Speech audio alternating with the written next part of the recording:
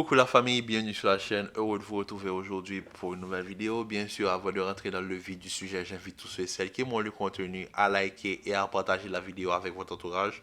Sur ce, les quarts de finale retour arrivent à grands pas. Et comment vous dire, il y a énormément de questionnements. Premièrement, est-ce que le Real peut le faire face à City? Deuxièmement, est-ce que le PSG peut le faire face au Barça? Par rapport au PSG, je vais commencer par le PSG. Le PSG, pour gagner face au Barça, il faut que Luis Enrique renonce à son football. Parce que, rappelons-nous, au match aller, Luis Enrique avait bien dit à Xavi que c'est lui qui maîtrisait le style catalan, c'est-à-dire le style de possession, le style de pression, le style de ceci, de cela, du football catalan. Mais le problème, c'est que Luis Enrique a entamé le match aller pensant que Xavi allait entrer dans une guerre d'ego, à savoir c'est lui ou lui qui maîtrise le mieux le football catalan. Pas du tout. Xavi est venu avec un plan bien précis. Il a laissé Luis Enrique penser dans sa tête que lui et Xavi avaient une guerre d'ego. Xavi a complètement pris Luis Enrique à contre-pied en lui imposant un jeu plus direct. Le jeu qui est non pas le jeu catalan, mais un jeu purement européen, c'est-à-dire un football à la Newcastle, un football à la Madeleine, un football européen, un football direct, un football où tu mises tout sur les points faibles de ton adversaire. Et c'est ce que Xavi a fait. On sait tous les points faibles du PSG ont été exploités à la perfection de la part de Xavi. Les changements ont été menés parce que Xavi, quand il voit qu'il y a un problème, il ajuste son système. Tandis que Luis Enrique, il n'ajuste aucun système. Oui, il a apporté une modification en sortant Asensio, mais Luis Enrique ne peut pas me dire qu'il n'a pas vu pendant 90 minutes que sa défense était en train de prendre l'eau, que Beraldo me pondait une disaster class, que Marquinhos et Lucas Hernandez, qu'il fallait apporter quelque chose à cette défense. Il ne peut pas me dire qu'après tout ce temps-là, où il est assis à côté du terrain, debout, main dans les poches, qu'il ne voit pas qu'il y a un problème au niveau de sa défense. Il a corrigé son attaque, mais il n'a pas corrigé sa défense. C'est parce qu'il pensait qu'il avait juste un problème au niveau de l'attaque. Mais Luis Enrique, je suis désolé, on a vu au match aller. On a vu pendant toute la première période, Beraldo était en train de prendre l'eau. On a vu que la Yamal était en train de faire pression entre l'espace entre Beraldo et Nuno Mendes. On l'a vu. Donc tu ne peux pas me dire que toi, tu ne l'as pas vu. Que tu as seulement pensé, oh oui, c'est juste parce que Asensio n'est pas efficace, donc je fais rentrer Barcola et j'oublie ma défense. Genre, le système défensif est parfait. Mais pas du tout. Pas du tout. Et ça s'est vu.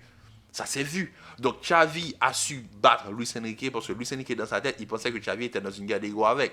Mais là, est-ce que Luis Enrique va renoncer à son football pour battre le Barça? Pas du tout. Pas du tout. On connaît Luis Enrique. C'est-à-dire que c'est pas l'entraîneur, c'est pas un entraîneur qui va comme Xavi qui lui s'est ajusté. Luis Enrique, c'est pas un entraîneur qui s'ajuste. C'est comme Pep Guardiola. C'est pour ça que les deux ils se ressemblent autant. C'est pas comme Pep Guardiola. Luis Enrique, il a un système de jeu, il a une philosophie, il va mourir avec cette philosophie. Il va pas changer. Donc pour moi, si on me demande est-ce que le PSG peut battre le Barça, non. Non, le PSG ne pourra pas battre le Barça. Parce qu'il y a une chose encore que Luis Enrique n'a pas compris. Luis Enrique possède Kylian Mbappé. Kylian Mbappé, c'est l'un des joueurs que c'est quand le match est sur le point de vue individuel qu'il réussit le mieux. Cette saison, est-ce que je mens si je dis que Kylian Mbappé ne fait pas une bonne saison? Il ne fait pas une bonne saison. Tout le monde le dit. Kylian n'est pas dans sa meilleure forme. Pourquoi? Parce que Kylian n'évolue plus dans une équipe qui joue pour lui. Kylian évolue dans une équipe collective, dans une équipe où il doit lui-même faire partie du 11. Tandis qu'avant, il y avait 10 joueurs qui jouaient et lui, il était là pour faire la différence. Maintenant, c'est plus le cas. Maintenant, c'est une équipe où il y a du jeu, où il y a du mouvement, où il y a de la permutation et Kylian, c'est pas son style. On le voit. On le voit. Donc, pour que le PSG ait une chance, je dis bien une chance de battre le Barça, il faut que Luis Enrique oublie le point de vue collectif, se focus sur les points forts de son meilleur joueur qui est Kylian Mbappé. Maintenant, est-ce que Luis Enrique va le faire? Non. Non, on connaît la bête, on connaît Luis Enrique, on connaît, on l'a vu avec le Barça, on l'a vu avec la sélection espagnole. C'est un entraîneur qui va mourir, perdre avec sa philosophie. Donc, si on pense que le PSG va venir jouer un autre match face au Barça, pas du tout. Ils vont jouer le même match. Maintenant, vu qu'il y aura le retour d'Hakimi, tu auras Hakimi sur un côté Nuno Mendes, tu auras plus d'activité sur le côté droit, espérons, Mais moi, je ne vois pas comment. Si ils misent pas sur les points forts de Kylian Mbappé, pour moi, je ne vois pas le PSG passer. Ça, c'est mon avis par rapport au match PSG-Barça. Maintenant, si on va du côté de Manchester City-Real, il faut, pour que le Real passe ce City, il faut le match parfait. Je le dis. Il faut le match parfait. C'est-à-dire jouer le même match qu'on a joué à l'aller, mais encore plus discipliné. Il ne faut pas laisser passer les joueurs de City. C'est-à-dire, il ne faut pas essayer de jouer au football. On doit défendre très bas. On doit avoir cette solidité. On doit forcer sur la force de nos deux petits génies devant. On doit forcer sur toutes les qualités qu'on peut avoir offensivement.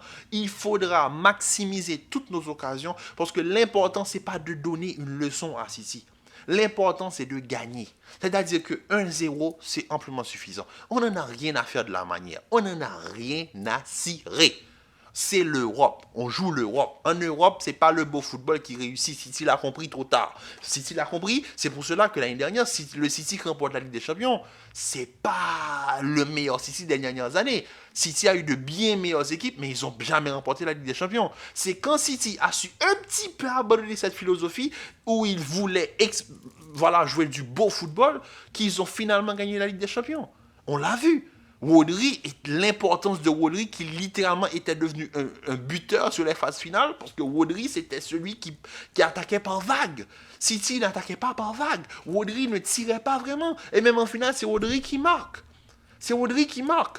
Donc, quand tu vas jouer face à City, il faut cet équilibre défensif.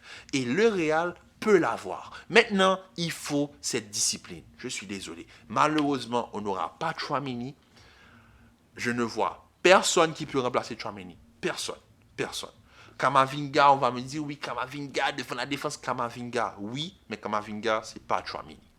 Face à Mallorca, on l'a vu. Tchouaméni, à l'arrêt, est plus compliqué à gérer qu'un Kamavinga. Dans ce sens où Tchouaméni a quelque chose en plus, où il est plus solide défensivement. Kamavinga est un petit peu indiscipliné, dans le sens où on le voit. Il rentre en jeu et tout de suite, engagement. Non. Face à City, il faut avoir le sang-froid. Il faut avoir la tête posée sur tes épaules. Il faut être calme. Si tu penses que c'est l'intensité qui va t'amener quelque part, tu vas casser la ligne défensive. Et quand tu casses une ligne face à City, rapidement, il y aura quelqu'un qui va s'insérer dans cet espace. Il y aura De Bruyne, il y aura Bernardo Silva, il y aura Foden, il y aura Grealish, il y aura Doku, il y aura Haaland, ils ont trop de joueurs en attaque. Donc, si tu fais une erreur défensive, tu seras puni. Une erreur, tu seras puni. Donc, il faut une solidité maximale. Si on fait une erreur, City va nous punir. Une erreur nous sera fatale. Une erreur. En plus de ça, il faut avoir une efficacité maximale. C'est-à-dire que si on a 3 occasions, il faut planter les 3. Il ne faudra pas miser sur le fait qu'on puisse jouer en contre-attaque. City, oui, leur point faible, c'est la contre-attaque, j'ai déjà dit. Maintenant, il faudra maximiser nos contre-attaques. Si on oublie le côté droit, comme on l'a fait pendant la première rencontre, où c'est en fin de match que Valverde a vu qu'il fallait occuper l'espace, que Carvajal a fait tout le match à cavaler sur le côté droit, on est mort. On est mort. Il faut utiliser la largeur quand on va lancer nos contre-attaques. C'est-à-dire que quand je lance une contre-attaque, si le Real lance une contre-attaque, je sais que Vini et Rodrigo seront un tout petit peu décalés sur le côté gauche, même si Vini sera plus un petit peu axial côté gauche, on aura ce côté gauche occupé. Je veux voir Bellingham très proche des deux, donc je veux voir Kamavinga un petit peu dans le centre pour couvrir défensivement si au cas où il y a un ballon qu'il faut ouvrir sur le côté droit. Et sur le côté droit, je veux voir Fede Cavalier, je veux voir Carvajal dans son dos, je veux voir le côté droit occupé, parce que si on perd la balle, je ne veux pas voir que les récupérations de Rodri. Je veux que City se sente prise au piège. Et ça, c'est très important. Maintenant, est-ce qu'ils vont le faire? Je ne sais pas. Je ne sais pas. Seul Dieu sait ce qui va se passer. On ne sait pas ce qui va se passer. Mais moi, c'est ce que je veux. Parce qu'il faudra maximiser toutes nos chances face à City. Oui, face à City, on doit se comporter comme une petite équipe. Je suis désolé. Même Arsenal, qui, eux, sont les seuls c'est la seule équipe en Angleterre qui est capable de vraiment répondre à City par le football. Je le dis, c'est un match référence. Le match retour qu'ils ont fait en Première Ligue, Arsenal a défendu. Saka, c'était littéralement un latéral piston. Gabriel Jesus, c'était le latéral gauche. C'est juste pour vous dire, il faut défendre. Si vous pensez que vous allez jouer face à City et vous allez miser... Non, on aura peut-être 3 contre-attaques. C'est ce qu'il faut faire. Maximiser tout ce que City va nous donner. Si City nous donne 3 contre-attaques, on maximise les 3. Ou au moins 2 sur 3. Au moins. Au moins. Je veux une... Ça doit être clinique. Si on n'est pas clinique, on sera puni. Donc pour moi, je reste sur le même point de vue. Pour moi, Arsenal passera le Bayern. Pour moi, il n'y a pas de problème là-dessus. Pour moi, je vois Arsenal au-dessus du Bayern.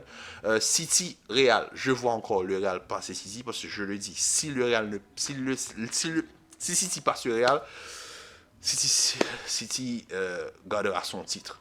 Pour moi, il n'y a personne d'autre qui peut éliminer City. Peut-être Arsenal, peut-être. Mais à part ça, je ne vois pas.